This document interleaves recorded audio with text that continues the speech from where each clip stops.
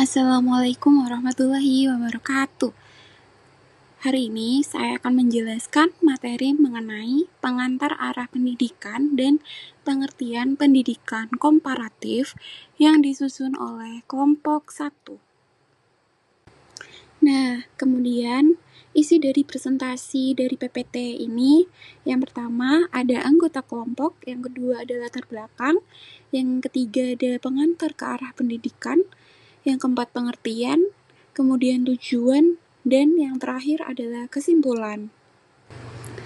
Anggota kelompok yang pertama, Malvi Raizani dengan nomor NPM 046, kemudian ada Azah Nurlailah dengan nomor NPM 042, kemudian ada Farah Arnelita nomor NPM 071, kemudian ada Anna Wahyunintias dengan nomor NPM 065, kemudian ada Ikhwan Indrasta dengan nomor NPM 079, yang terakhir ada Karisma Rohihatus dengan nomor NPM 074.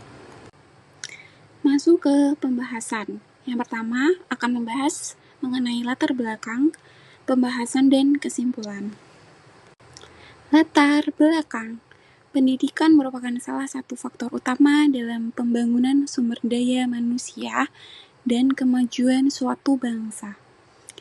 Dengan melalui pendidikan ini, suatu negara itu dapat meningkatkan kualitas sumber daya manusia, memperkuat daya saing, serta mendorong perkembangan ilmu pengetahuan dan teknologi. Dan oleh karena itu, setiap negara berupaya mengembangkan sistem pendidikannya yang mampu menjawab kebutuhan masyarakat serta tantangan perkembangan di zaman sekarang. Namun, demikian ini adalah sistem pendidikan di setiap negara memiliki karakteristik yang berbeda. Perbedaan tersebut dapat dilihat dari berbagai aspek seperti kebijakan pendidikan, kurikulum, metode pembelajaran, sistem evaluasi, hingga pengelolaan lembaga pendidikan pun mempengaruhi berbagai faktor seperti kondisi sosial, budaya, ekonomi, politik, serta perkembangan sejarah dari masing-masing negara.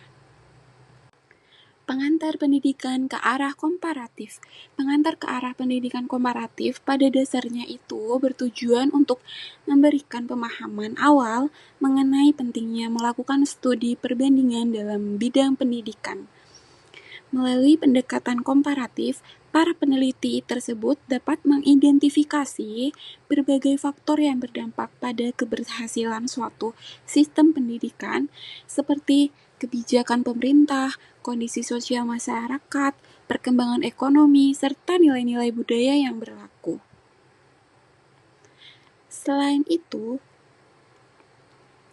pendidikan komparatif juga membantu dalam memahami hubungan antara pendidikan dan perkembangan masyarakat, dan sistem pendidikan itu tidak dapat dipisahkan dari lingkungan sosial tempat pendidikan tersebut berkembang. Dengan demikian, pengantar ke arah pendidikan komparatif memberikan landasan bagi para mahasiswa dan peneliti untuk memahami pentingnya studi perbandingan dalam pendidikan. Pengertian pendidikan komparatif. Menurut Amelia Gulo tahun 2024, pendidikan komparatif merupakan salah satu pendekatan yang digunakan untuk menganalisis perbedaan dan persamaan antara dua atau lebih sistem pendidikan di berbagai negara. Kemudian, pendidikan komparatif itu berasal dari kata pendidikan dan komparatif. Menurut Kamus Bahasa Inggris, kata pendidikan dapat diartikan sebagai pembelajaran dan pelatihan, sedangkan kata komparatif itu diartikan sebagai usaha membandingkan. Jadi, kata komparatif berasal dari kata kerja bahasa Inggris to compare, atau berartikan membandingkan, atau kata benda comparison, sehingga komparatif dapat diartikan sebagai suatu yang bersifat membandingkan. Jadi, selanjutnya kita akan membahas apa? Membahas tujuan pendidikan komparatif.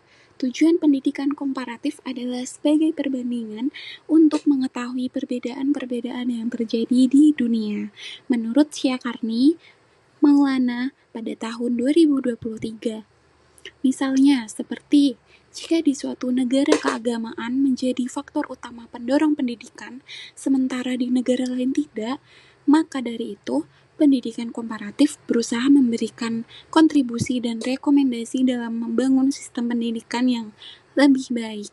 Selain itu, tujuan pendidikan komparatif yaitu agar terjadi kerjasama satu sama lain untuk mengembangkan sistem pendidikan serta dapat saling membantu dalam memecahkan masalah yang dihadapi.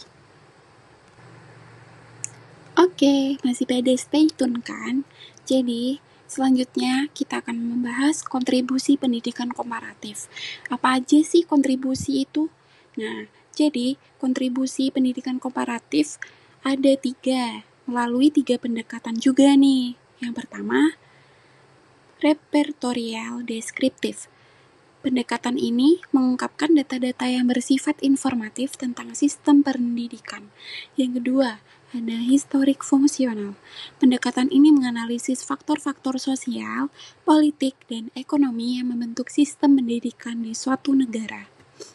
Kemudian yang ketiga, melioristik, yaitu menganalisis berbagai manfaat untuk memperbaiki sistem pendidikan. Maka dari itu, perkembangan pendidikan suatu negara perlu melihat kemajuan pendidikan yang dicapai oleh negara lain. Dalam memajukan pendidikan, suatu negara perlu membandingkannya dengan pendidikan di negara lain, agar dapat membantu persamaan dan perbedaan, kelebihan dan kelemahan, lalu mengambil unsur positifnya. Jadi, kesimpulannya adalah pendidikan komparatif merupakan salah satu cabang ilmu pendidikan yang mempelajari serta membandingkan sistem pendidikan yang ada di berbagai negara atau wilayah. Kajian ini bertujuan untuk memahami persamaan dan perbedaan sistem pendidikan yang dipengaruhi oleh berbagai faktor, seperti sosial, budaya, ekonomi, politik, dan sejarah suatu negara. Melalui pendidikan komparatif, para peneliti dan praktisi pendidikan dapat memperoleh wawasan yang lebih luas mengenai praktik, kebijakan, serta perkembangan pendidikan di berbagai negara. Dengan melakukan perbandingan tersebut, dapat diketahui kelebihan dan kelemahan dari masing-masing sistem pendidikan sehingga dapat dijadikan sebagai bahan pertimbangan dalam mengembangkan dan memperbaiki sistem pendidikan agar lebih efektif dan relevan dengan kebutuhan masyarakat. Sekian dulu guys dari penjelasan mengenai materi kami. Terima kasih. Wassalamualaikum warahmatullahi wabarakatuh.